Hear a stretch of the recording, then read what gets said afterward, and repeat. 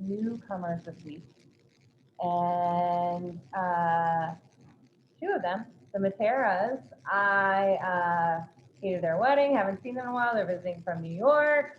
Say hi to them in the chat if you want. They're here for Wild Week because they're wild. So this week, the reason we did Wild Week, that's awesome, thank you for doing that, is basically because we couldn't agree on basically on where we were going to get the cheeses from. There's so many cheeses, and we wanted to showcase this first time around, so we decided on Wild Week. Yeah, and mostly because I was, I think Spanish cheeses, they tend to be mostly one milk, a lot of sheep cheeses, Yeah, a lot.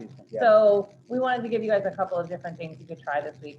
The wine pairings this week are also equally wild. They're crazy. They're really nuts, and like kudos to Nathan Conway for picking these this week. I think that this week's pairings are going to challenge your palate. It's going to be pretty cool. Yeah. So what are we starting with today, Joshua? I was going to say, before we start, for anybody who's new, we just give them a rundown on how we're doing certain things. We're going to go cheese by cheese, and then we sort of open the floor up to any questions. Most everybody here is familiar with it, but yeah, if you have any questions, you can vocalize them, you can send them in the chat, and yeah. Yeah, like stay muted while we're talking about the cheeses, and then put them in the chat. If we don't answer it afterwards, you can talk. We love to hear your voices. Yeah. Today, if you're talking, just make sure you be a little loud because we're on a different computer. It has kind of quiet speaker. So. Yeah. So we're starting where? We're gonna start in basically the same space that they make manchego. Have we heard of manchego before? Kind of popular cheese. Cool. Solid. Awesome. I'm seeing a lot of nods. No. This cheese we're starting with it's from La Mancha in Spain. It says Campo on the label. Campo. It's called Campo de Montalban. We all got it? Groovy. Looks a lot like manchego. Like if you saw it in the store, I'd be like, oh, that's manchego. Yeah. But there's a lot of but right here. So it definitely has that same basket weave on the outside, that wax, very traditional for manchego. And if this was 1983, this would be manchego. Same name, same everything. But the Spanish government in 1984 decided that there were a lot of dairy makers who were just using the word manchego to call their cheeses, and they wanted to put a little bit more control and basically quality into the cheese. And they decided that manchego can only be sheep's milk cheese from La Mancha goats, or from La Mancha sheep, sorry, not La Mancha goats, there are two. And it can only be made in La Mancha. And so this hit that one. It is made in La Mancha, but this is cow, goat, and sheep's milk cheese. So this is a big mixed milk. It is mostly sheep. It's usually anywhere between like 45 to 50% sheep with some, I've had some Campos that are like 10% goat. I've had some Campos that are 25% goat. So that side of the recipe isn't too regulated. But it's a really special cheese for me. This is a cheese I had 8 years ago that a cheesemonger fed me that really started to like change my mind on how crazy cheeses can taste while still being applicable to a palate that might not eat a lot of cheese. I think I wonder if there's anything else that we should cover before we eat it. Well, no, this cheese is from Spain. Our first, we've got 2 cheeses from Spain today and 2 cheeses from the UK. Yeah. And I'll tell you a bit about the condiments that we sent with you today. I made these yesterday for you guys. Metzger is closed for the winter, so Mama's all alone in the kitchen. So I made you guys these things. We've got a apple, jalapeno, and smoked pimentone jam. And this is going to be really cool with the Spanish cheeses, I think. Also with the other ones too. We'll talk about the pairings, but spicy, sweet, and smoky all at the same time. And then we have a black truffle mustard. It's just black truffle shavings and then 2 kinds of mustards, a whole grain, and a really spicy French Dijon. Kind of classic pairings for cheeses here. I mean, there's a little zhuzh to it, but we're all used to mustard and jam. So no, I think we can start tasting it. We want to do it with the I think we wanted to do this with the red. Yeah. So the wine pairings, if you got wine pairings today, we have 2 kinds of wine. Oh yeah. And one is the Kalkspitz. This is Petnat from Austria. And then the other is the Rias Baixas, the Tinto do Umio. Sorry, Spain.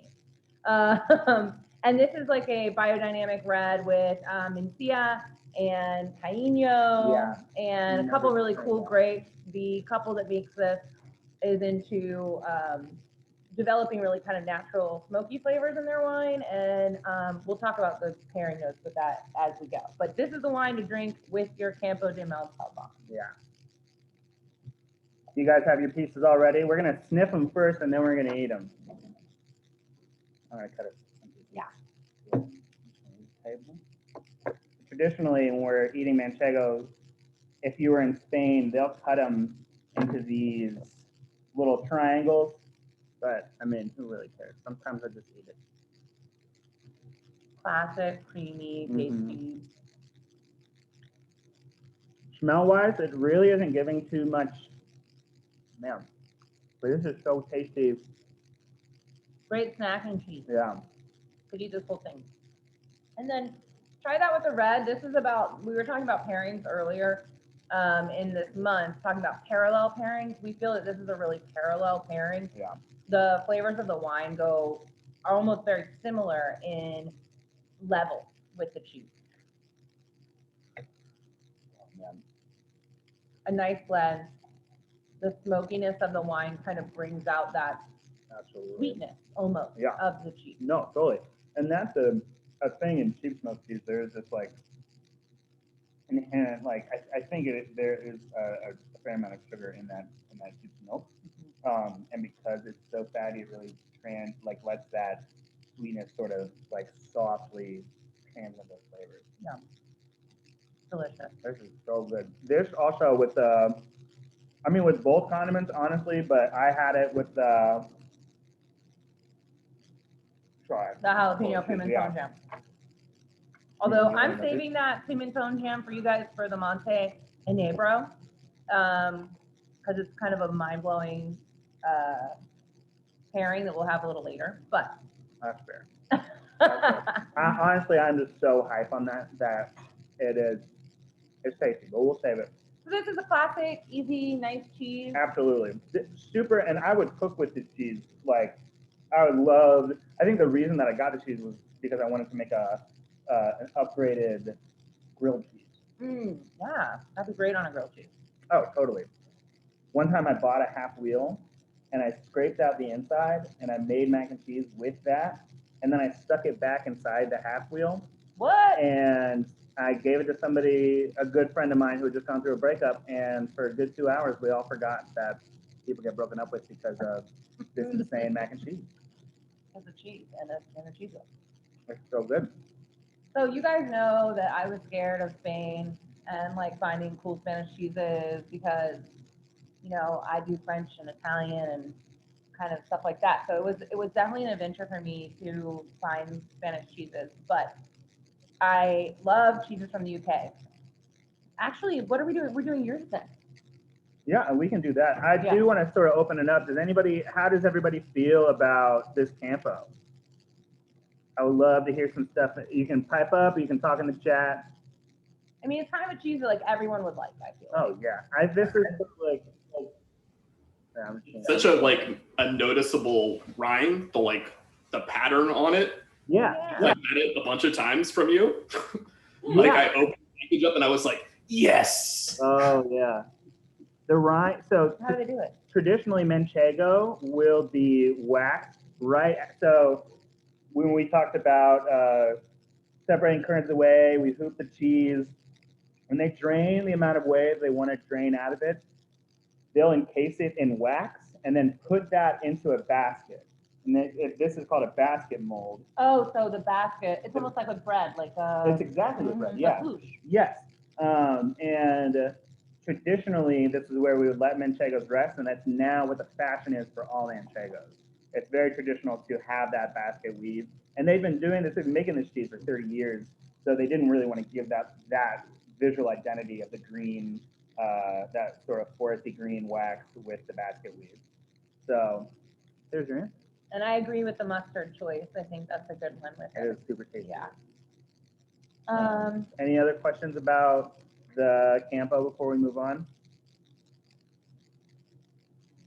Y'all groovy? Groovy. All right, I'm gonna eat it. Get I it. had one other question, Joshua. Do they have that in multiple ages like they do with typical Manchego? Because you can normally get like 3, 6, 12. So with Campo, I've never seen any age stuff, but I have seen it like intrapersonally at different cheese shops where they'll sort of hold on and do some what I call after hours affinage, where it's not really affinure, it's a cheesemonger's affinage, where they'll hold on to it for another couple months. But from the purveyor that we get it from, it's just one standard 4-month age. That's a great question. Yeah, it is. Yeah. Leave it to George. That's a good question. Mine is always a good question. Anybody else got anything on Campo before we move on? We're all good? We're gonna get more wild. We are going to get more wild. This was going down the kid slide. Yeah, but Yeah. it's funny because I think the way we're working up is gonna be interesting. Yeah. So I'm doing my 2 cheeses first, and then Brittany's doing her 2 cheeses. And my next cheese has a lot of history behind it that we'll go over, but part of me just wants to speed it up so we can get to these. But I won't. I won't. So the next cheese that we're going to do is in your boxes, it should just say Keen's. And I did that on purpose. I didn't write the whole name out because the word cheddar has a connotation, and I didn't want you to just be like, oh, it's just some cheddar, because this absolutely is not just some cheddar, as we read about earlier. Right. So we all got it out? Awesome. So we're going to talk about some history first. Then we're going to give some sniffs, because I think that this thing, It's a wild. The yeah, cheese it is is really a intense. crazy cheese. So this is a classic farmhouse cheddar. And when I mean classic, I mean like this was the cheese that they were making in the 1700s in cheddar before we had name protected cheeses. And as you can guess, cheddar is not name protected. You can make anything and call it a cheddar. You can truly make any cheese and call it a cheddar. But this is real cheddar. This is real, legitimate farmhouse cheddar. And it's 5th generation 5th generation. family making this cheese. It is agreed on that the Keen's family, along with 2 other families, they're making the best modern representation of what that original recipe was in the past. And I definitely agree. I've had a bunch of farmhouse cheddars. I think Keen's, when we're talking about English cheeses, is like true blue. We're going to eat it in a second, and you guys are all going to get the same visual that we got earlier. With cheddaring, I want to go over just a second. The way that they are going to make, I won't go too far into the science, but basically the reason that this cheddar gets its texture is from a very time-sensitive, like basically it's like a little song and dance that the cheesemakers are going to do with that curd mass, where they're basically taking, when we separate the curds and whey, they're taking the middle part of that curd mat out and setting it on top of these very fragile curds. They form and then basically make that mat again, and it's this constant dance of cutting curds, them weighing on themselves, reforming and cutting curds and weighing on themselves. It happens every 5 minutes inside of the cheese making facility, and you get this really crazy texture with it. So does it create smaller curds that, Yeah. because like I know sometimes they almost look like little wavy. Yeah, like these little little crackles and peppers. Yeah. Yes, absolutely, and it does. And you can see when we break this off that it's going to break in a really particular way you know, we can just do it right now. Everybody just take your cheddar and break it at just multiple places and look Oh. at how it breaks. Those are still, I mean, these are effectively, you know, curds that don't really want to pull off. And this is a cooked cheese, cooked and pressed? This is pressed, but it's not cooked. Not cooked. Yeah, Okay. but it gets that texture because it's repeatedly pressed. Oh, this is a good Yeah. version of it. Give it a smell, like with that. To me, it smells like butter. And I feel like you can really smell the milk. You can smell, well, when we taste it, you're going to taste the grass. I feel like this cheese is very indicative of the cows that made it. And it almost smells like herbal to me. It smells like you're And making the sweet. butter right now. Yeah, like yeah. sweet, dairy, buttery smells. Can we eat it now? We Josh? can eat it, yeah. I'm sorry, I'm just really making y'all wait. It's so cool. It's so Acidic, good. grassy, cowy. No, Cowie's great. Right, like Yeah. I know people will describe cheeses or wines like barnyardy a lot, and I used to say it's like licking the cow or Mhm. like smelling the fur or being, I don't know, this is maybe a little esoteric, but like, you know, Oh, who are you talking the bed, I know, right? Like the bedding or the hay where animals live is kind of like What? the vibes I get from them. I think that's really just a sense of place. Yeah, Like you, when you're eating this, yeah. I know the biggest proponent to me is this. There's this really beautiful grassiness and a minerality that lasts a while. And I do it because I'm a little bit of a nerd. But if you just keep it in your mouth as long as you can without really being grossed We're out, doing red with it. we are doing red. But I mean, I'm Alright. yeah, the red was tight.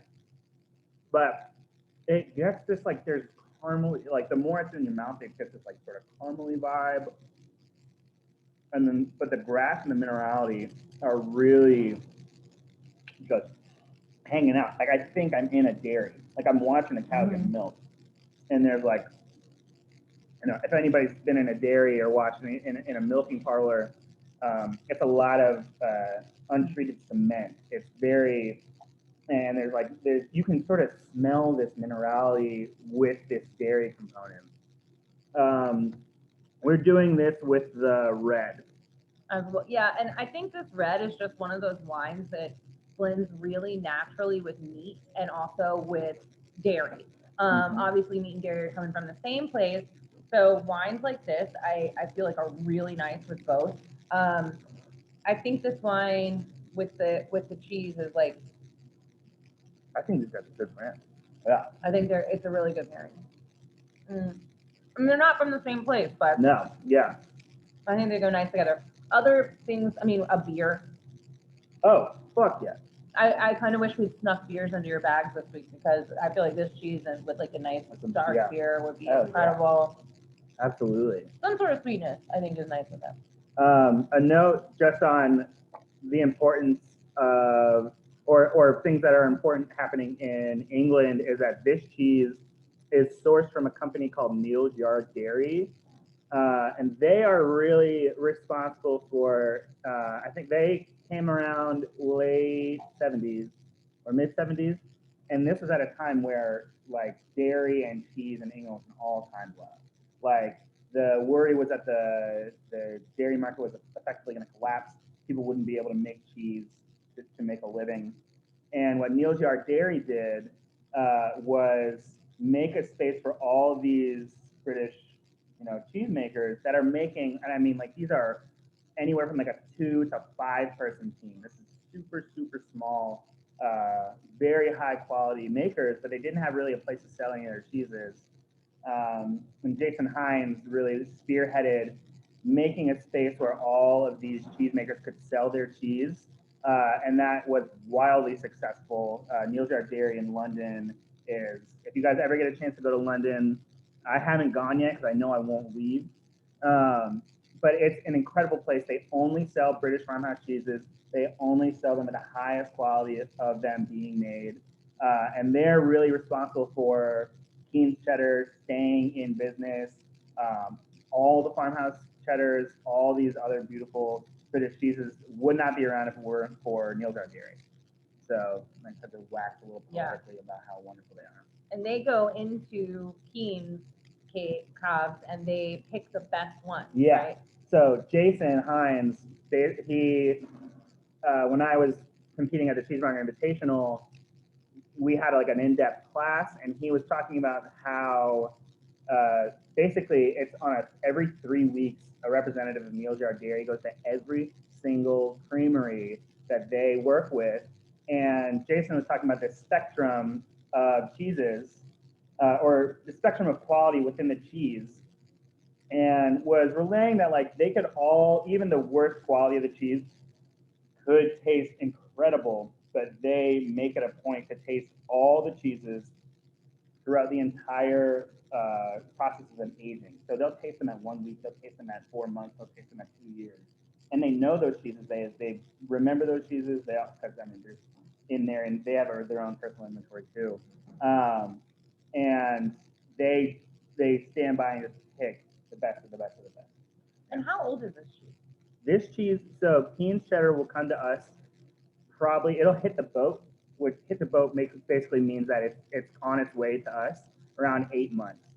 So 8 months is a good time. I would say this guy's on the younger side. The older they get, the less grassy and the more mineral they get. And this is if we're getting really nerdy, this is winter milk. And you can tell from the color, because we don't have to talk about all that. No, we should talk about winter and summer milk. We can. Lisa said, in terms of cheddar, I know sharpness is important. I've always associated sharpness with age, the older, the sharper. But cheddar tastes young to me, have a sharpness quality to it. Can you speak a bit to sharpness? And I wonder, like, with American cheddar, Mhm. like Vermont, Yeah. right? We talk a lot about sharpness. Yeah. But I've never really heard it so much in English cheddar. In English cheddars, I still relay sharpness. It's a joke amongst cheesemongers that sharp doesn't really have a agreed on meaning. Yeah. What I think sharpness is minerality and acidity together. So I would say that this is getting to be sharp. The older it gets, those acids certainly still stay there, and that minerality just grows. But to me, that's what sharpness would be. Yeah. And maybe next week. I know we already got all of our cheeses for next week, but I think it'd be cool to throw some Cabot spot down. Sure, absolutely. To try like a really, really good American cheddar. Yeah. Into after tasting this one, just so we can talk about it. Maybe we'll have 5 cheeses next week. So. But yeah, so that would be in terms of sharpness. That's what I always consider to be sharp. Going back to what we were covering right before that, where we talk about winter milk. Oh yeah, winter milk and summer milk. So you can look at the color of this. Color of a cheese, especially cow's milk, is indicative of its diet. So this cheese, if this was made with summer milk, cows are eating a much more complex diet, and cows in their milk have beta carotene, which we can talk a little bit about when we have this goat milk cheese in a second. Goats can't produce beta carotene, which is why all their milk is always snow white. This cheese, because it's got this really pale hay sort of color, it's almost verging on like a light yellow. Because they're eating hay in the colder months, it doesn't relay that complexity in its color and its diet, which is fine. Hay-fed cows are going to produce a lot of fat. And then in that summer milk, it's going to be maybe a little bit more complex and a little bit more yellow. I see. But I think that, I love both. I love all of them. How does that play into Rush Creek Reserve? Rush Creek Reserve, who's out here talking about who's asking about Rush Creek? So, real quick on Rush Creek. For everybody, so Rush Creek Reserve is, Megan in the chat brought this cheese up. Rush Creek Reserve is a very, very limited, special American-made cheese that's only made, the milk, those cows get milk August 15th. And then those cheeses go to rest, and then they're sold mid-November. Summer milk cheese. It is effectively a summer milk cheese, but we wouldn't really see a lot of color in that milk because of the liquid component. So there's a lot of liquid in Rush Creek Reserve. Rush Creek Reserve is a super soft cheese, and the more moisture, the less concentration of color. Yeah. So that's a good question. If any of y'all get your hands on Rush Creek Reserve, please slide into my DMs because I couldn't find any this year, and I'm really sad about it. Does anybody else have any questions on this cheddar or any other cheddar questions? We can talk about them right now. I also like this cheddar with the mustard as well. Oh yeah, that's super classic. I mean, classic vibe. The beer vibe would have been Beer. a good idea. If you have a beer, I would drink it with the rest. Well, if you have a beer, whenever, just drink the beer whenever. I had a question about the like, is summer milk kind of responsible for like the traditional like yellow cheddar, like orange cheddar? Is that to do with that? Is that So when we're talking about yellow cheddar, when you're like referring to yellow cheddar, you may be referring to like what we might see in stores right now, like grocery store cheddar cheese. So yeah, remember, I know that you guys weren't in that class, but we had a cheese called Mimolette, and Mimolette had annatto in it, and that was what gave that orangey, really much denser color. With summer milk, it's not going to be that orange. That orange comes from that comes from annatto. They'll use annatto in those cheeses. It's more like, I'm trying to think of, like, sometimes it's even like chartreusey. It's like this really deep yellow that's starting to get into like these oranges. Yeah. I wish that I had like a color palette. But yeah, that is more just like a deeper yellow going into orange, I'd say. But that's a good question. We all groovy on cheddars. Anybody else got any questions? We're all feeling pretty good. Are there any open dairies where you can watch the curd get made? Or? Where? So nowhere, they're not going to, at least in America, they're not going to let you into the cheese making room. Those rooms have to be wildly sterile, according to just the FDA. The FDA is very uptight when it comes to cheeses. It's a heavily regulated thing, and you definitely wouldn't be able to walk in. I bet at bigger places like at Cabot, I'm sure they have a facility that's large enough to where you might be able to look through a window and watch. But nowhere from these guys would we be able to really be in the room with them while they make the cheese. Yeah, you could sometimes you can go and see the actual wheels aging on the shelf. Yeah. You can see some of those processes, but I've never seen the cutting. In France once, they have these communes of dairies where they bring all their cheese to this one community cheese making spot, and there was a window and you could see in. But that's the only time I've ever seen it. Yeah, we gotta leave America for that, unfortunately. But there are a lot of, I mean, even here at Claremont, there's some videos online where they're in the cheese making room, and you can see the process a little bit. And maybe we'll take a photo of the picture of the curd cutting, the cheddaring out of the book, and we can maybe put it on the email that we send you guys. And you can see, because like I think it's once you see a picture of how they do it, it makes a lot more sense. Yeah. To how it works.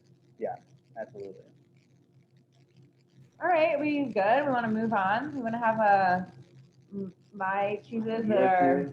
I'm not mad at it. I'm stoked with it. So you guys know I like blue cheese, and I got you 2 cheeses that both have penicillin molds on them or in them.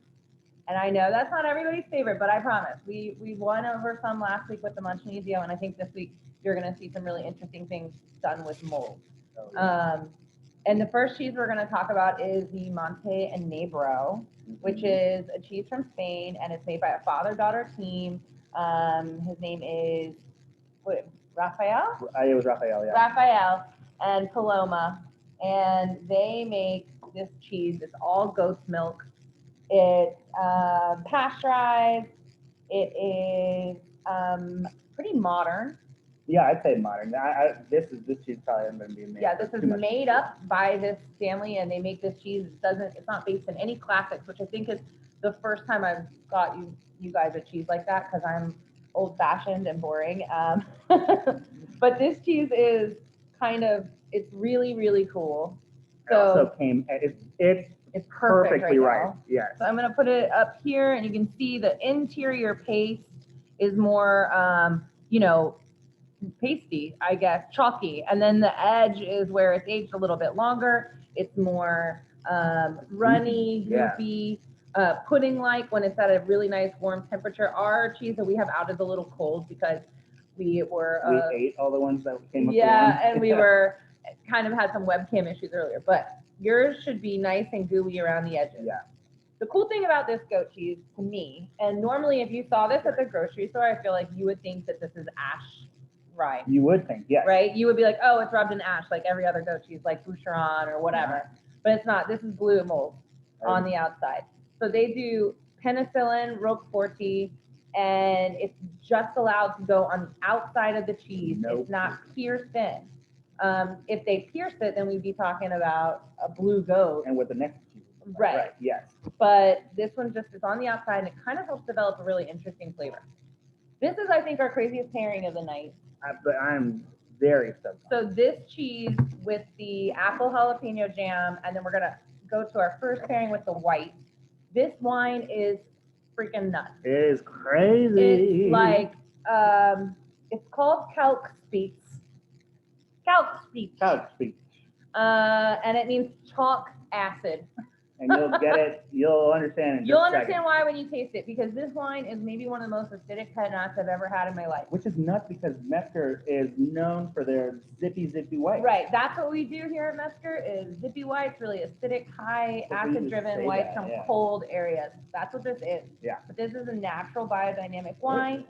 Petnat, not made in Champagne. This is made in an area of Austria that is similar to the Côte de Beaune, so that's why they decided to make this wine. It's Gruner. It's Gruner Veltliner. Yeah. And then after that, it's Zweigelt. Yeah. And Gruner, Zweigelt, Sauv Blanc. Sauv Blanc, that's right. Yeah. So crazy blend, not normal. And when you taste it, I mean, you're gonna taste super, super like minerality, chalkiness, mint, green walnut, and for me, lime juice. Oh, totally. It's a zippy boy. It's like limeade. Yeah. I kind of want to put ice cubes in it. I know, like, I shouldn't do that, but like, it is like a really zippy, limeade vibe. Okay, so we tasted that. We know where that's going. Let's taste our cheese now. And I'm unlike Joshua, I took some notes, so I want to read you guys a little bit about this. Oh yeah, it's from Avila, Spain. And yeah, they've only been making it for about 15 years.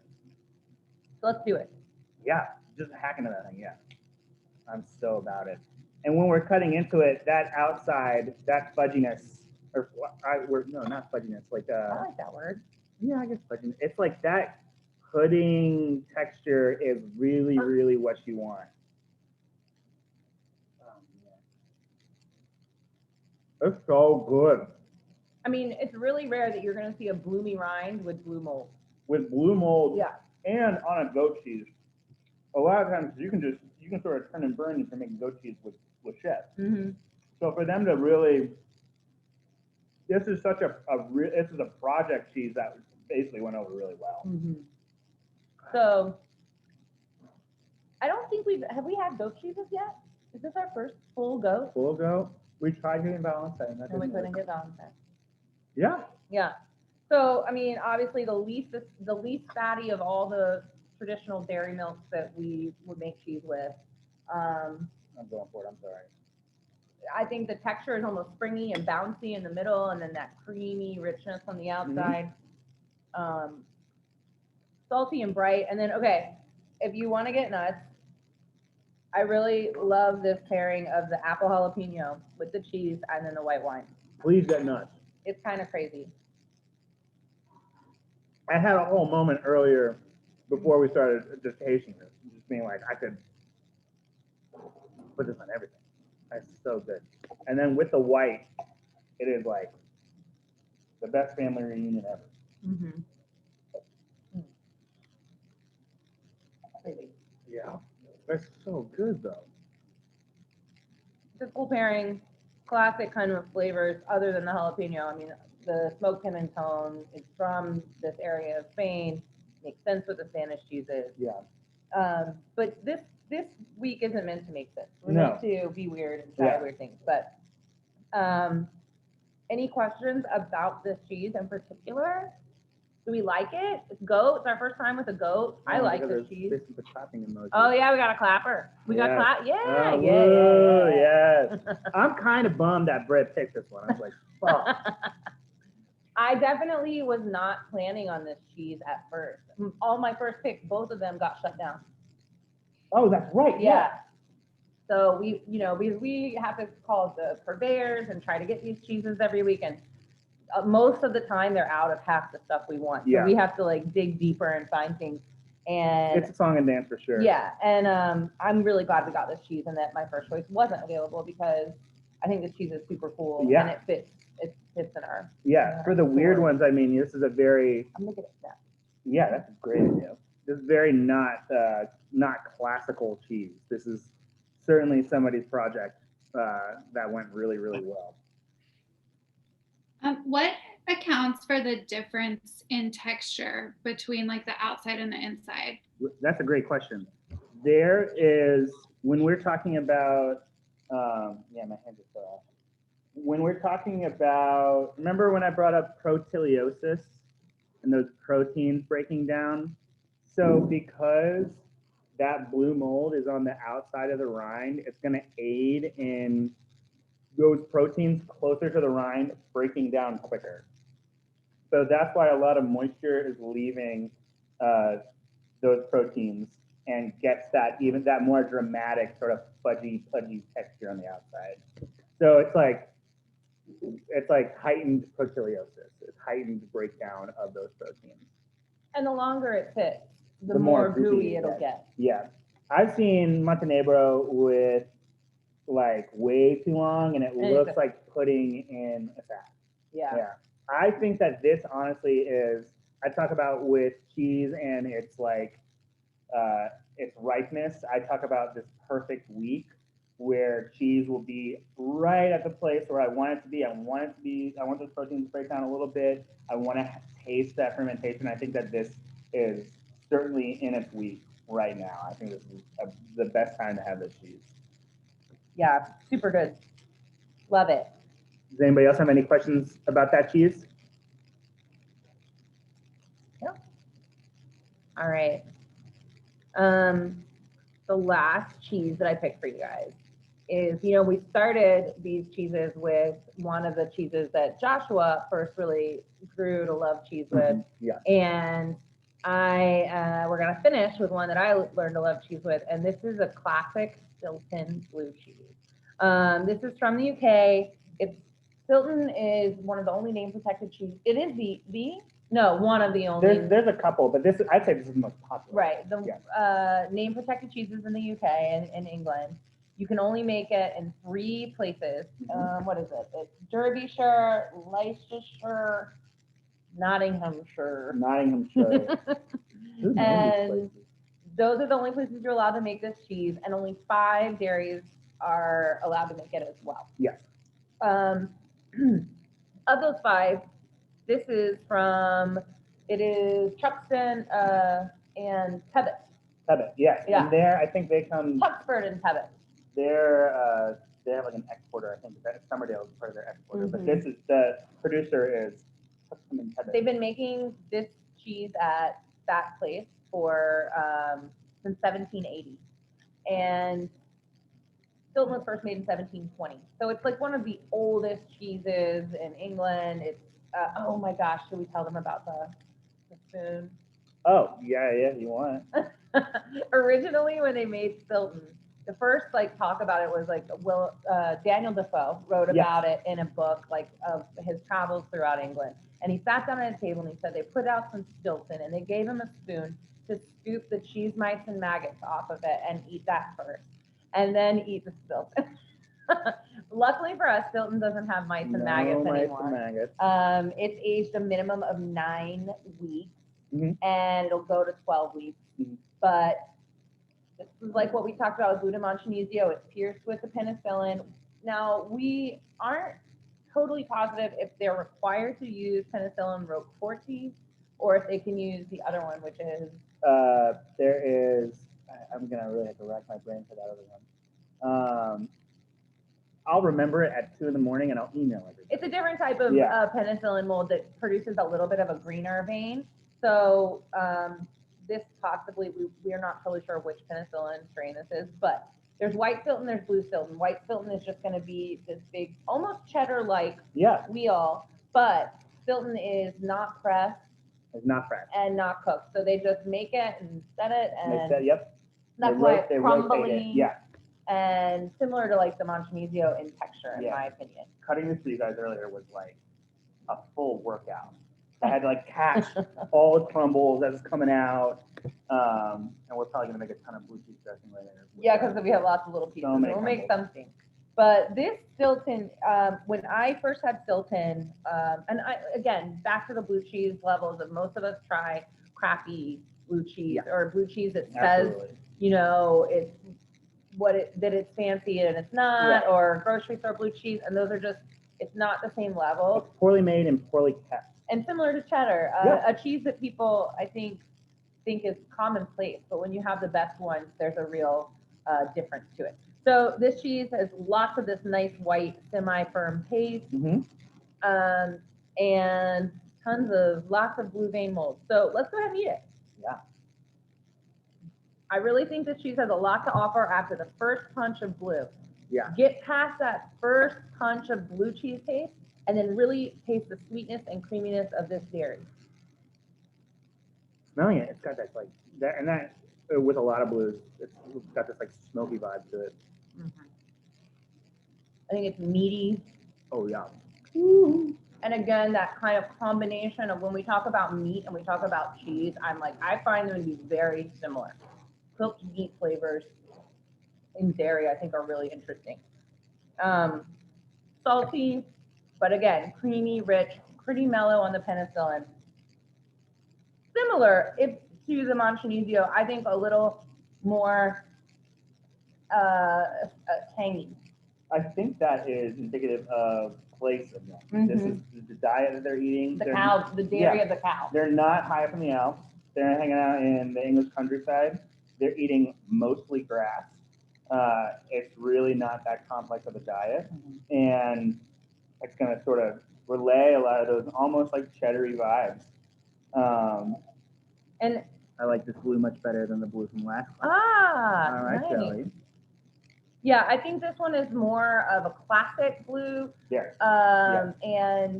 But again, not so aggressive that it's hammering you over the head. No. I think this blue, now again, the sides we made, the pairings we made for this week are different because of the cheese we got was a little bit of a guessing game this week. So traditionally, I would pair this Stilton with honey. I would pair this Stilton with apples or pears and fruit and sweet. I think the mustard is also nice with it. I think I'm gonna try it with this crazy spicy jam. We'll see how it goes. I also like the Stilton with the red wine today. Normally we don't have as much red wine pairings with our cheese as we do this week, but I think this red is nice with cheese. And I'm a white wine person. I'm a white wine in the bay person, so. You say white wine in the bag? White wine is bay. White wine is bag. Yeah. What else can I tell you about this cheese? Oh, I found a poem about Stilton, Oh, yeah. and I thought Joshua would like it, how romantic and esoteric it was. So I'm gonna read it to you guys. That's who I am. Yeah, you get really like romantic about cheese, and so I wanted to be like you. All right, ready? This is by G.K. Chesterton. Stilton, thou shouldst be lying at this hour, and so thou art. Nor losest grace thereby. England has need of thee, and so have I. So Stilton, it's been important. People have been writing poems about it for 100 years. I feel like I should write it. What if I wrote a little poetry book about cheese? I feel like if anybody could do it, I'd buy it. it'd be fucking me. What else? This is cow's milk cheese. Mm-hmm. I think we talked about everything about it. Only 5 makers allowed to make it. Yeah, Stilton cheese. That's super tasty. Do you guys have any questions about blue cheese or this Stilton in particular? How long is this aged for? 9 weeks minimum. And so I think at 9 weeks they'll start to sell it. It can go 12 weeks before they can sell it, but it might sit for a while before we get it. So Yeah, so this will probably, really when I say hit the boat, this will probably hit the boat around 6 weeks. Oh, okay. Yeah. Oh, so they send it out before. Yes. So we're getting it at the time that you're supposed to eat it. Yes. Oh, there's Yeah. So they'll talk with whoever is selling. A distributor or a purveyor is going to buy this cheese younger. So like World's Best will buy this cheese and make sure it gets to them at like the 7 to 8 week mark. I see. And they'll do their own affinage. And then usually if you're a solid cheesemaker, or cheesemonger, you'll be taking care of, like when I was doing the case at Chairlift, I always tried making sure that we were rotating these cheeses, making sure that, especially with blues, I'm sure in the wrap you guys saw a little bit of liquid. Where can we buy the Stilton? This Stilton? Oh, this one might be hard to find, but Yeah. okay. My favorite Stilton we couldn't get for you guys this week is called Colson Bassett, and I'm pretty sure you can find that. It's like, I think it's like considered the best Stilton. Yeah. Oh, absolutely. And I it's bet from Maggie has it. Maggie at Truffle might have it, and then also at, let's see, Murray's Taste hopefully would have it. yeah, Murray's should have a Stilton. If not this one or Colson, they should have one.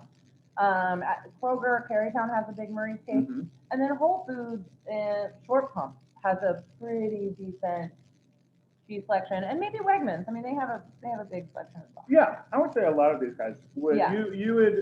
I would look for the Colson Bassett, or Bassett. I don't really know which one I like to say yet. But yeah, I would say your best bet first for sure. Always hit up Maggie first if you're looking for some solid cheeses. She's going to be the one to, if she doesn't have it, she's going to be able to talk to you guys the way. Damn, that's spicy. Yeah, but that's good on the Stilton. Yeah. The jalapeno apple with the Stilton. Good. If she doesn't have it, she's at least going to be able to lead you to another cheese in her case.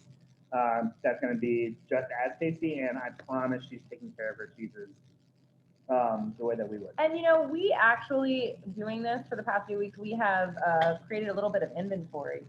Oh yeah. A little bit of cheese inventory, and maybe we'll put it together. And if you guys want to buy some extra, maybe we can do that. We also have plans for a Christmas Mhm. box that we may or may not do a class on, but you guys could buy, and we'll put notes in, and you can take it to wherever you got to go. And we can maybe talk if you guys want that to be highlights from the past, or if you're interested in something new. Oh, George says they have Colson Bassett at Elwood Thompson. Once upon a time. Yeah. Was it when you were working there? But it's possible there too, yeah. And We should. I mean, I would hope that Elwood's still yeah, bringing in good cheese. Elwood has a good selection of Spanish cheese. They have the They Zimbrio. do. I think that was our Spanish first stuff husband, is, though, yeah.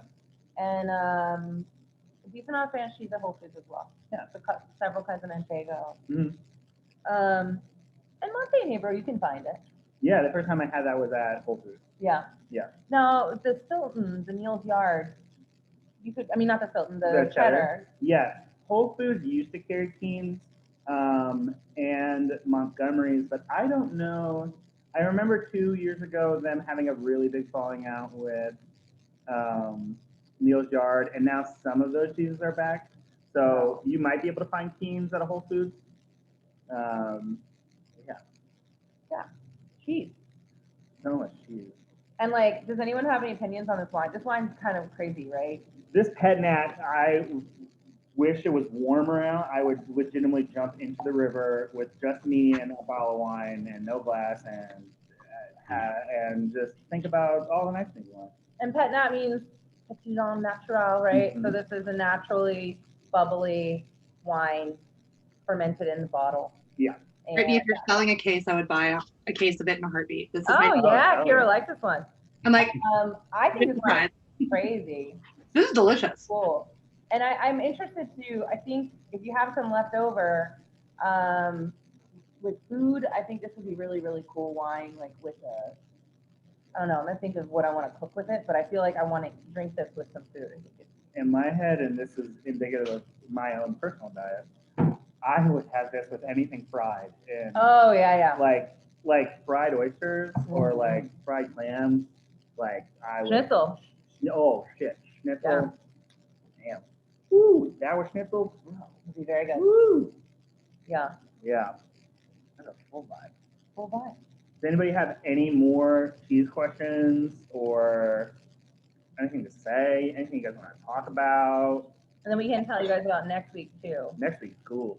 I had a question about the rind on the Stilton. Uh-huh. How is that done? Like, how do they, what do they contain it in to get the rind? And Yeah, So it's one of the things I read about Stilton today, because obviously I love to eat Stilton, but I'm not a Stilton scholar, but it must form its own rind. Yeah. That's the only way that it can legally be called Stilton. They Yep. can't do anything to it and it has to form its own rind. So tell us about this rind. So that is going to be, and sometimes when they do form their own rinds, they can. Oh, you can even see the pierce mark. Oh yeah. That's so crazy. That blue mold is still on the outside of the cheese, and the rind is going to still get that tackiness because proteolysis is still happening on the outside. That's like the protein when it becomes stretchy and sticky. Yes, and with Penicillium roqueforti, that mold is eating protein and it's expelling moisture. Okay. So when you have fat and moisture, you get that crazy. Like if you guys ever have steaks at home and you rub your fingers on the steaks before you cook them when they're raw and then like start to stick your fingers together, you'll notice the same thing. The proteolysis will happen in between your fingers with the proteins and your hand because your hand is made of protein. And Your hand is made of protein. if you've ever used meat glue before, which is, we're getting into molecular I've never gastronomy. used meat. You haven't? No. Well, anyway, it's a powder that a lot of chefs will use to combine meat. It takes proteolysis and combines the proteins stick together. It glues meat together. So, and they won't break apart in That's cooking. insane. So you can, the worst thing you can do is Frankenstein stuff. Like you can Frankenstein a little piece of fish tail to a fish, you know, a bigger piece. That's And, some WD-40. yeah, I mean, it's kind of weird, but it'll also glue your fingers together because protein Oh. is everywhere. That's crazy. Yeah. I feel like I should have known about meat glue. Yeah. We can, it's got a weird name that I don't remember the scientific name, but Meat glue sounds. meat glue. Meat glue sounds. It is what it is. So that's the rind. I don't think there's it gets that kind of reddish color. Yeah, that's from. Effectively, that is from expired blue mold. Oh, okay. So it's not expired meaning bad, just expired meaning It died. that mold has served its purpose. If there is a massive abundance, like if you see it and it is noticeably red, like redder than normal, I would stay away from that. But that general pinkish vibe is not bad by any means. Yeah. You know, I think that's a good thing just to briefly touch on is what's the sign of something to not buy? That's great. Yeah. Yeah. So I'll try and do this as concise as I can. There are certain color molds that are good, and it's all according to particular cheeses. Bloomy rinds, when you see mucor, it's a black mold, mucor or poil de chat, which means cat's fur. That is a perfectly fine mold to have if it looks furry. If it's furry, it's a great mold. Blue molds, obviously, when we're talking about blue cheeses, are great. If you have a mold that is red, and it's actually a mold, it's not just the expired blue, or if you have one that is abundantly yellow, and yellow like like it looks like like chalk yellow. Yeah. Not like honestly, if it's like, I hope it comes up. If it's like this yellow, It doesn't look as yellow. doesn't look as yellow. Yeah, that's a little. That's pale. pretty yellow. Yeah. And then like moisture. Yeah. So that was the other thing. When it's not inherently bad, but when you are looking at a cheese case and there, especially if it's pre-wrapped cheeses, and there's a lot of moisture. Like I remember when I went into a Kroger once and I saw a whole wheel of a cheese called Humboldt Fog, if anybody's familiar with that cheese. And the bottom had completely caved out. And that was from that cheese not being rotated. So all the oil and all the moisture from proteolysis happening just fell to the bottom and it broke. It's called weeping. It broke the bottom of the cheese and it made a mess. So obviously that cheese, an unkept or a not well kept cheese, visually you'll be able to see that. With something like Montenegro, when it starts to look overtly puddingy while it's cold, if it's warm, it's a different thing. But if it's cold and it looks like pudding, I'd steer away from it. If it's and hopefully the places that we're buying cheese have an eye on it. I hope that you guys don't really see these things at the cheese shop. Right. And the more you guys are tasting with us and smelling your cheeses, Oh, smell, yeah. I think that's gonna get more used to what it should smell like and what it shouldn't. Like obviously big ammonia smells Yes. can be rough and something to look out for. Yeah. And cheeses that are wrapped in plastic a lot, plastic wrap for the most part is non-permeable. So when these cheeses are fermenting, they are off-gassing. And if that gas has nowhere to go, it compounds. And when it compounds, it's affecting those proteins on the outside of the cheese, what it's touching. Like if a blue is wrapped in, blue is a perfect example. But blue is wrapped in plastic wrap and it off gases ferment wise, it's not gonna be touching any oxygen, and those blue molds are gonna die because they need oxygen to grow. And it might get redder. It's gonna get way redder and it's gonna have so much moisture. It's gonna look like when you pick it up, there'll be this sort of like swampy yellow green moisture, basically wherever, like at the bottom of it. And I hate that when I go and I pick up a piece of cheese and I look at the label and the label's wet and like, but it's not wet from moisture. It's like wet, like it's tacky. And that's just from all this protein just getting eaten up by that blue mold that hasn't seen any oxygen. Yeah, so things to not buy at the store. Yes. Okay, well, if we are good, then we'll talk a little bit about next week. Yeah. Which is American League. USA. USA. USA. The only thing we talk about in America right now is American cheese. But it's gonna be cool, I think, because the United States doesn't have like a native cheese making tradition. Just like with wine. Right. Yeah. So everything we do is either trying to be like a classic from Europe, or which we got one of those. Wholly modern and completely invented. And we got one of those. Yeah. So, and I think we'll try to throw in an extra into the bin next week. Yeah. Just so we can, won't be a whole portion, but so we can try. I think Cabot Clothbound is cheese I love, and I was really torn because I wanted to put it in the box next week. And now yeah. I mean, it is a really good, and it has an incredible story. Well, I'm going to see really hard if I can get my hands on a big chunk of it. Yeah. And we'll try to get that in there next week. And then also, we're going to do wines from the United States next week, which we don't often do. So I think that'll be fun and interesting. And then we'll put together that Christmas box for you guys. We will, again, be taking this whole recording and posting it on YouTube so you can rewatch it again and check it out there. And be sure to send us any requests. Kira, if you do want to buy a case of this wine, I can easily get it for you. And guys, that goes for everything. If there's any wine that you loved or any cheese that you love, shoot me an email and we can order it for you guys. And I know Callie got a case of the Pastorino that we had from Italian Week. Oh, hell yeah. The Roman white, and it's really delicious. So yeah, we can make that happen for you guys if you're interested in any of the wines. So that's been fun. It's been a nice time, guys. It's been a good cheese time with my curd nerds. It is. And this is so fun. It's like the best time of the week. I know, we have a nice time. We do, I do want to shout out my husband's 10-year wedding anniversary today. It's today. Whoop, whoop.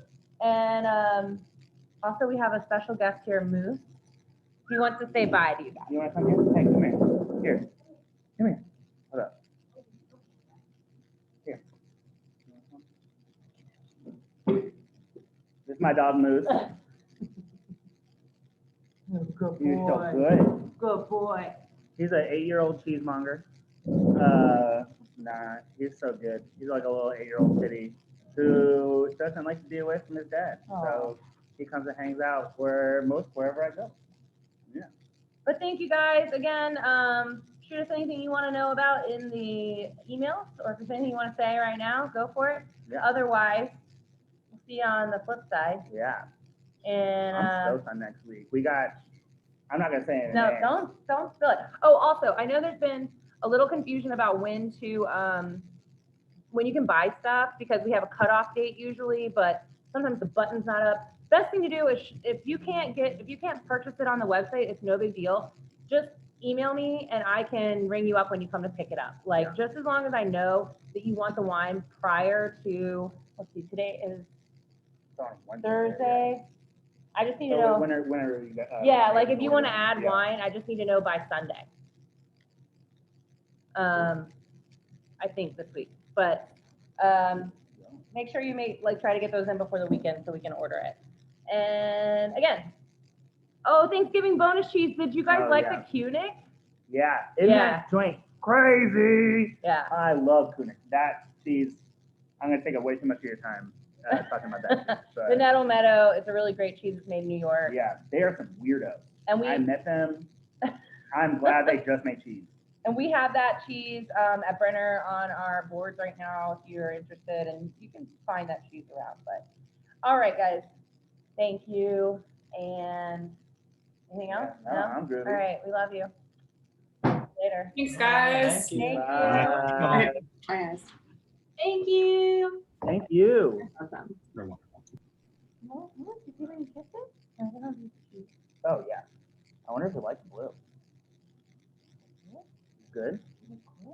Now you guys are watching me feed Moose. You like it. He loves cheese. Hit end. I know. I'm just letting you Oh, know. you just love everybody so much. You wanted to keep Bye. saying hi. Feed Moose more cheese. I will feed Moose more cheese.